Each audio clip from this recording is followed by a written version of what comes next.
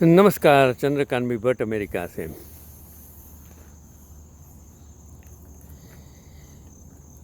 मैं हर वक्त कहता हूँ कि मैं जो भी आप तक प्रस्तुत करता हूँ तो मैं सब कुछ पढ़ता हूँ। कोई आर्टिकल्स अच्छा लिखते हैं, सच्चाई होती है, प्रयत्न करता हूँ। गुजराती में है, इंग्लिश में है तो हिंदी में ट्रांसलेट करता हूँ, आप तक पहुँचाने की कोशिश करता हूँ। तो आज का एक आर्टिकल जो मुझे अच्छा लगा कि आज के ज़माने में और उस ज़माने में हमने जो साधु संत महात्मा की बात करते हैं, धर्मगुरुओं की बात करते हैं, तो उसमें सच्चाई क्या है वो उजागर करने का काम एक बंदा जो करता है, रमेश भाई सवाणी, एक्स IGP साहब। तो उसका एक आर्टिकल्स मैंने पढ़ा, गुजराती में था, मैंने हिंदी में ट्रांसलेट अनुवादित किया है कि अवतारवाद, अंधविश्वास, मूर्ति पूजा के विरुद्ध आर्य समाज का भारी पतन देखकर दुख होता है।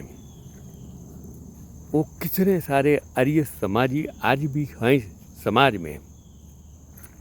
तो आर्य समाज क्या था, वो अंग्रेज़ों के ज़माने में वो आर्य समाज उत्पन्न हुआ था, वो मुझे पता है।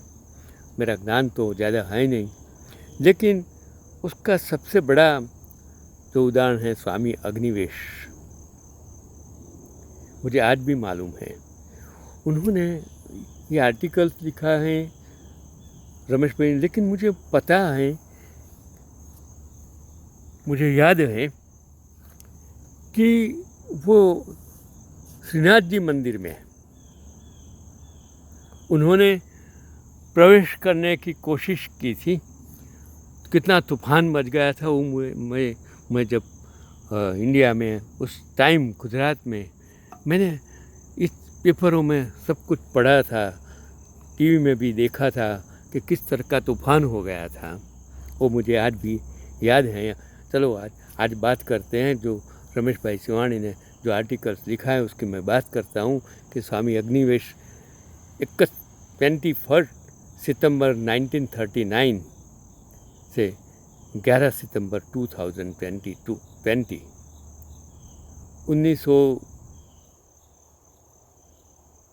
1939 से 2020, तो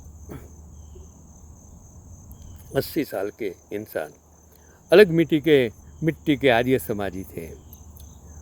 वह एक समाज सुधारक कार्य करता थे।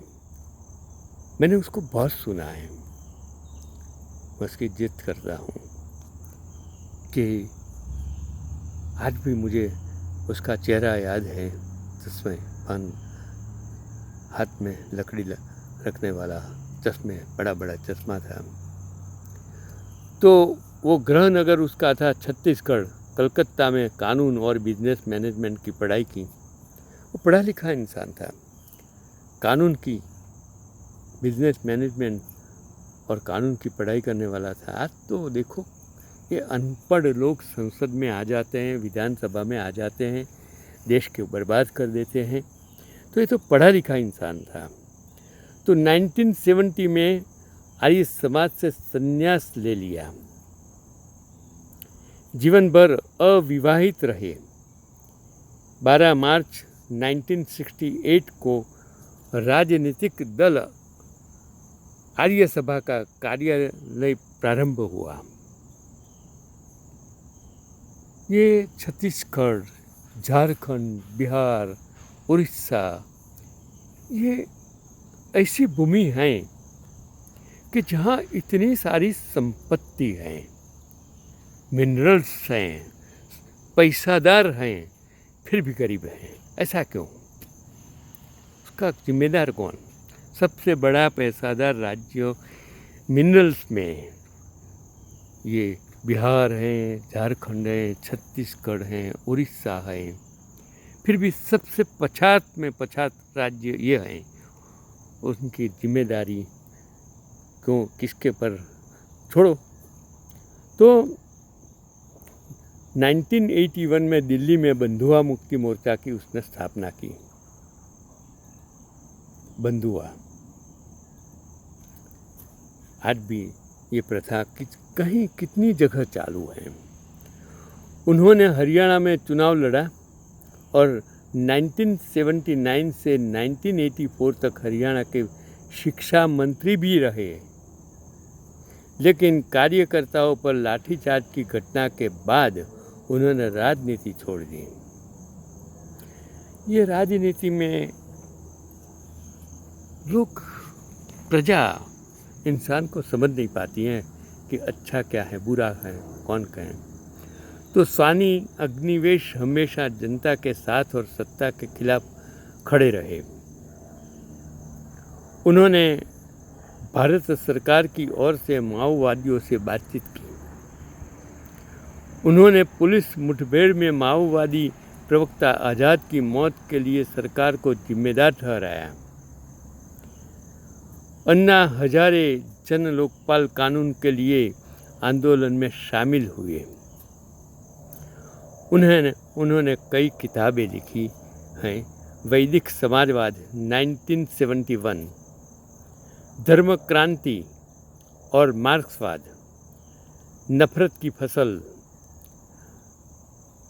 गुजरात अंडर सीज 2002, धर्म, आध्यात्मिकता और सामाजिक कार्य, मानवता के लिए नया एजेंडा, 2003, नए युग के हिंदू धर्म 2005, 1971। तो ये जो आर्टिकल्स हैं,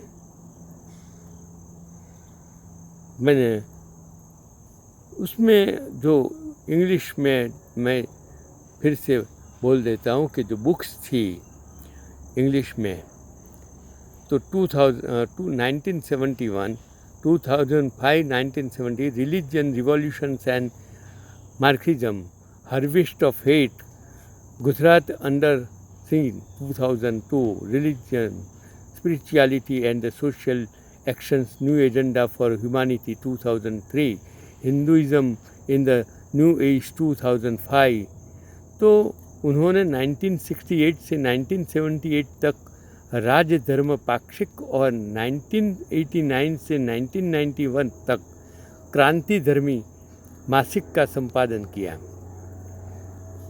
स्वामी अग्निवेश मई 2011 में अन्ना आंदोलन के दौरान अहमदाबाद आए थे और दोपहर में गुजरात विद्यापीठ में हुई जन सुनवाई में अन्ना हजारे ने बिना किसी दबाव के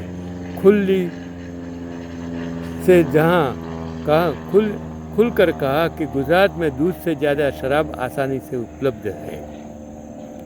उसी दिन शाम को रूपाली सिनेमा के सामने सरदार बाग के फुटपाथ पर आयोजित एक सार्वजनिक सभा में अपने भाषण में उन्होंने गुजरात के शासक के बारे में एक भी शब्द नहीं कहा, लेकिन सरदार बाग की इस जनसभा में स्वामी अग्निवेश ने गुजरात की कई समस्याओं, सरकारी विफलताओं पर सवाल पूछते हुए कहा था कि मैं गुजरात के शासकों के सवाल कर रहा हूँ। और बैठक खत्म होने के बाद मोदी भक्तों ने अपनी पगड़ियाँ उछाल दी। अन्ना हजारे को आरएसएस ने मनमोहन सिंह की सरकार के खिलाफ आंदोलन करने के लिए खड़ा किया था, तो मोदी जी ने आरएसएस के माध्यम से निर्देश देकर अन्ना को चुप करा दिया। लेकिन मोदी जी जानते थे कि स्वामी अग्निवेश चुप नहीं बैठेंगे, तो उनका अपमान करने के लिए आत्माराम ने गिरोह भेजा, जिसने चाचा की धोती खींची। इस अपमान पर आर्य समाज मौन रहा। जुलाई 2018 जब स्वामी अग्निवेश ने झारखंड का दौरा किया तो भाजपा युवा मोर्चा के कार्यकर्ताओं ने उन पर हमला किया, उनकी पिटाई की, उनके भगवा कपड़े फाड़ दिए, उन्हें गंभीर रूप से अपमानित किया। उनका कसूर यह था कि उन्होंने 2002 में गुजरात में हुई व्यापक हिंसा का पुरजोर विरोध किया था। इतना ही नहीं, उन्होंने मोदी जी के अवैज्ञानिक बयानों के खिलाफ भी आवाज़ उठाई। भगवा वस्त्रधारी सन्यासी भी मोदी जी को बहुत परेशान करते थे। इस अपमान पर आर्य समाज मौन रहा। आर्य समाज ने देश को क्रांतिकारी दिए हैं। महिला शिक्षा और समाज सुधार में भूमिका निभाई है, परंतु इस क्रांतिकारी अवतार विरोधी, अंधविश्वास विरोधी तथा मूर्ति पूजा विरोधी आर्य समाज का भारी पतन देखकर दुख होता है कि आजकल के आर्य समाज गौरसेवादी विचारधारा को पसंद करते हैं, मंदिर निर्माण को पसंद करते हैं। मंदिर निर्माण की तरह वे मोदी जी के भक्त बन गए हैं, जो लगातार नफरत फैलाते हैं, प्रगतिशील विचारधारा का विरोध करते हैं, अंधविश्वास को बढ़ा देते हैं। आर्य समाज ने हमें क्रांतिकारी मानवतावादी स्वामी अग्निवेश दिए, परंतु आर्य समाज उसे पहचान न सका। ये जो आर्टिकल्स जिन शब्दों में जिस तरह लिखा है, जिस देशभक्ति के साथ सच्चे इंसान के बारे में लिखा है, सच्चाई के बारे में लिखा है, मैं शत शत शत वंदन रमेश भाई समवाणी को करता हूँ। बिना डरे जो लिखते हैं, और मैंने सोचा कि अगर हम सच्चे इंसान हैं, हम सच्चे देश प्रेमी हैं, तो हमें ये आर्टिकल लोगों तक हिंदी भाषा में पहुंचाना ज़रूरी है। अगर समझना नहीं समझना, युवाधन को समझने की ज़रूरत है। आज देश युवान है, टेक्नोलॉजी का ज़माना है, टेक्नोलॉजी से दुनिया चलने वाली है, तो अब वो अंधश्रद्धा में से बाहर आइए, जागिए, देश को जगाइए और राह पर, सच्चे राह पर लाने का काम आपका है, पढ़े लिखे युवाधन का है, पढ़े लिखे इंसानों का है। चुप मत बैठिए। अगर आज़ादी, अगर लोकशाही बचानी है तो आपको खुलकर आगे आना चाहिए। हम लोग तो अब भारत के नागरिक नहीं हैं, भारत हिंदुस्तान में जन्मे हैं, भारत में कर्म किया है, भारत में पढ़ाई की है, भारत के लोगों विद्यार्थी को ज्ञान दिया है, तो अब हमारे लिए कुछ बचा नहीं है। लेकिन आपके लिए तो आने वाली ज़िंदगी, आपका भविष्य है। वो सत्ता में बैठे हैं तो चले जाएंगे, देश को बर्बाद करके चले जाएंगे, लेकिन आपको देश को बचाना है। अभी वक्त है, जागिए, समझ जाइए, बाकी आपका काम।